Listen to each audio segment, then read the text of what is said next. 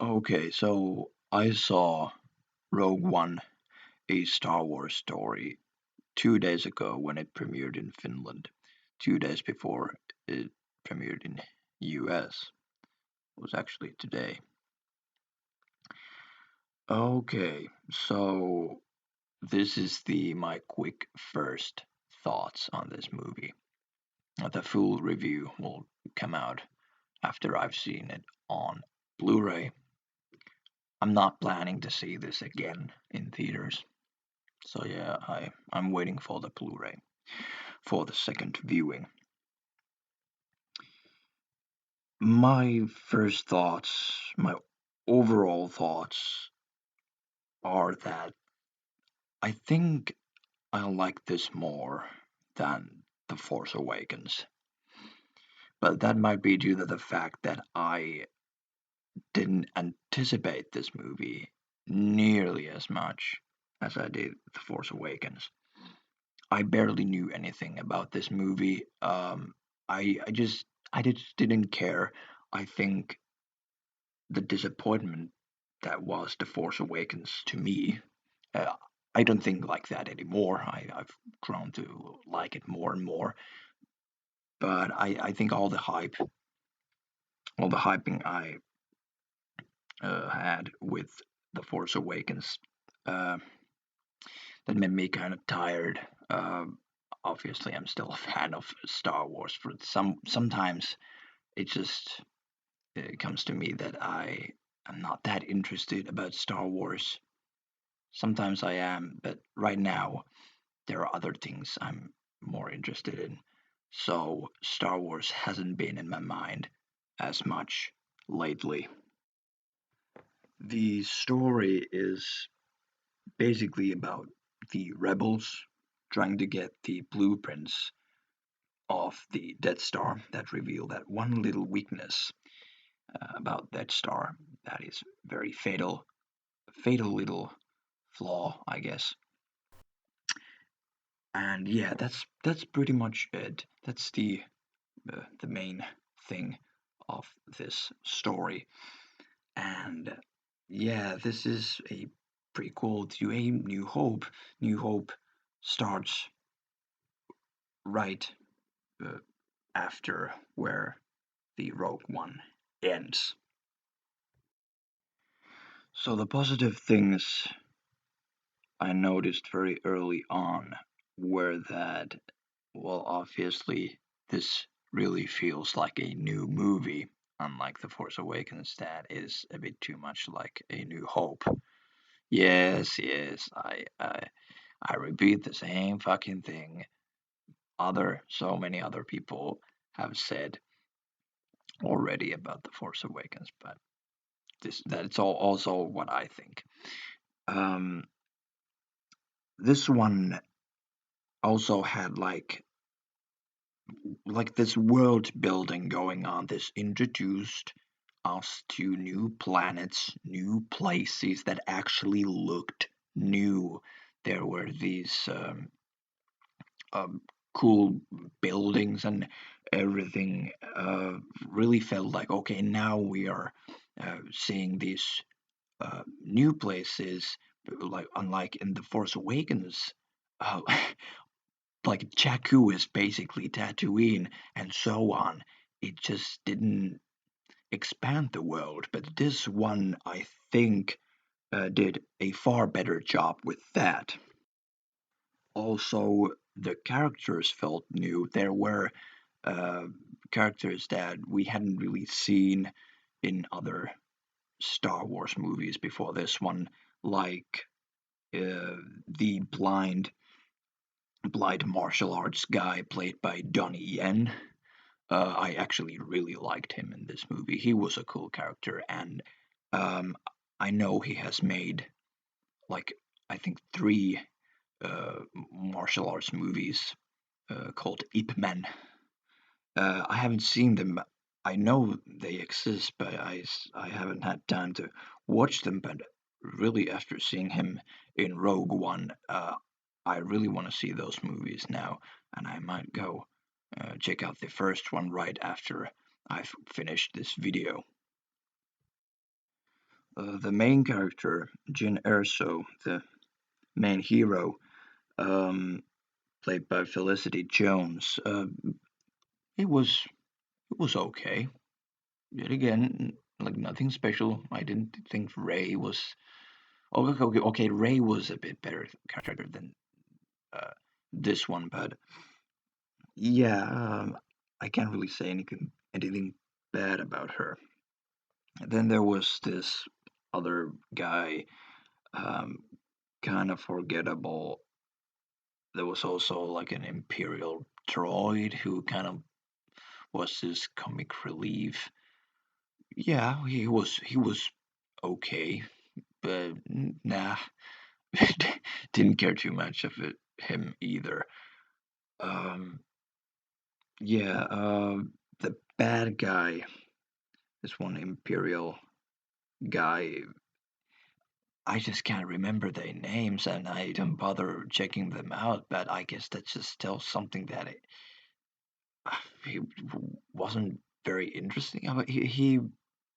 He definitely isn't as big of a screen presence as someone like Peter Cushing was as the Grand Moff Tarkin in the original movie, and Peter Cushing returns in a digital form in this movie. This was actually a thing I knew from very early on, but uh, I started to think that maybe that's not happening because I didn't follow the news about this movies too much, so I thought maybe that was just a rumor, but I was positively surprised. He did come back as a CGI character, but he was very well made. Looked like Peter Cushing and sounded like Peter Cushing.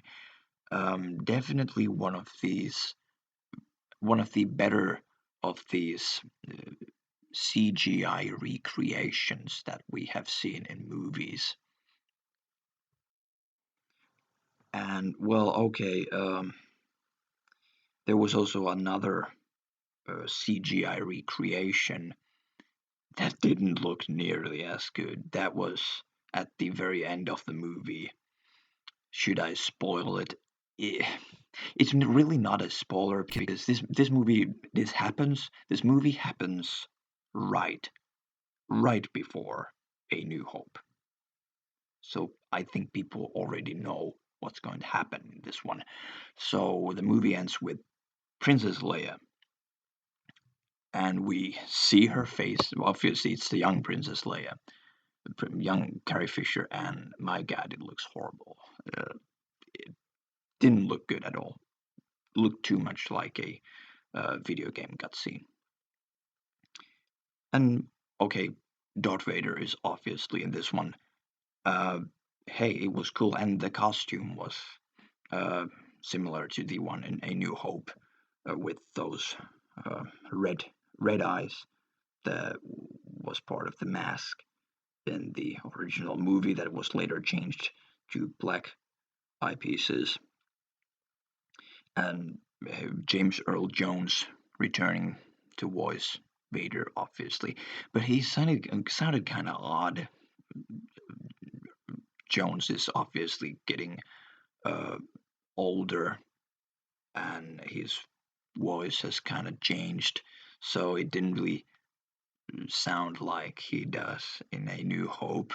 But that was expected. And hey, when you know it's James Earl Jones, it's cool. And okay, Vader like did some really badass stuff in this movie. It was at the end though, but my God, easily the best scene in the movie. I don't want to spoil it, but my God, when you see it in a movie theater, damn, dude, damn, that was cool. It, very menacing. I actually didn't have any of these kind of reactions during The Force Awakens, but Rogue One had more than few scenes where I really like cheered. They were so cool. Um, So how is the story? I think the beginning has some very very cliche shit going on that we've seen so many times. Then the movie kind of builds up. It gets slightly better. Then there's this middle part. I don't know. Didn't really care too much. Then there's this. Well, this is basically a war movie, but the war. Um, I don't know. Maybe I was just tired or something. But my God, I just couldn't focus, and I didn't care.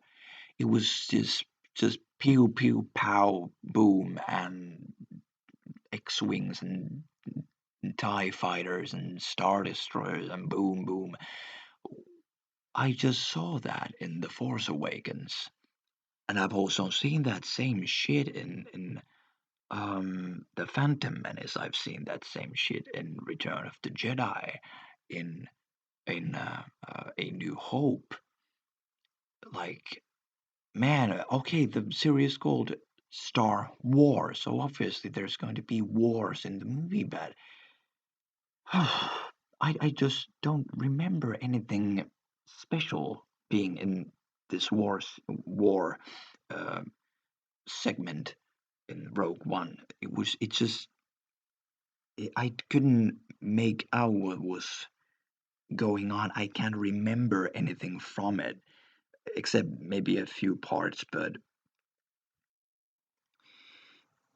it felt like I had seen this so many times before that I wouldn't be able to distinguish this one from some other space battles, especially from the Force Awakens. I don't know. I don't know these newer space battles in the Star Wars movies. I think starting from the Phantom Menace, I think there's just too much shit going on that I can't really concentrate. I thought even in Return of the Jedi, now when I think about it, the space battle, yeah, sure, it's fucking impressive, considering it's from the 80s. And as I've seen it so many times, I do remember what's happening in it. So I don't know, maybe I just have to see these other newer Star Wars movies and their space battles uh, like more times, so I probably can start to distinguish them from each other. I also thought that the fan service wasn't as in your face and annoying as it was in The Force Awakens, for me personally. So yeah, but the very end, I think the last 10 minutes or so are really good stuff. And well, yeah, Death Star blows shit up, but I don't think they used the full power yet because when it destroys things, it's happening very slowly. It doesn't just blow up the planet immediately like in New Hope. It's just this kind of like, I guess, kind of like in Independence Day, similar thing that it's just this huge cloud of destruction slowly uh, pulverizes the planet. I think I even noticed a few plot holes. I'm not sure. Uh, I will definitely talk more about them in the full review, which will be spoiler filled. So, yeah. Um, this was directed by Garrett Edwards, and to be honest, okay, Garrett, first of all, he has directed the 2014 Godzilla and a movie called Monsters. And while I haven't seen Monsters, I've seen Godzilla. I'm also going to review it in the future, but I couldn't really see Garrett Edwards' footprint there. But I guess that kind of happens with the Disney, that when a director is working with Disney, I think they can't really get their full artistic vision in full swing. Think they kind of Disney kind of holds them back a little bit. I'm not sure. I'm just comparing these to the recent Marvel movies that kind of they feel very same, and though the directors are different. But yeah, I will talk about that also in the full review. But yeah, I guess that's it. This video is already 13 minutes long. I didn't plan it to be that long, but yeah, and this is completely unscripted, obviously. Um, yeah, this was one okay experience. I wasn't as disappointed with it. Well, okay, I wasn't disappointed at all. Um, Unlike with The Force Awakens, because the hype wasn't as big. I'd give this 3 out of 5. A semi good uh, Star Wars filler movie. This didn't really need to exist, but yeah, sure, you can say all the prequels and these sequels. But yeah, this is just a filler in the wait for the episode 8. The next spin off movie will be about a young Han Solo, which, well, gonna be kind of interesting about that.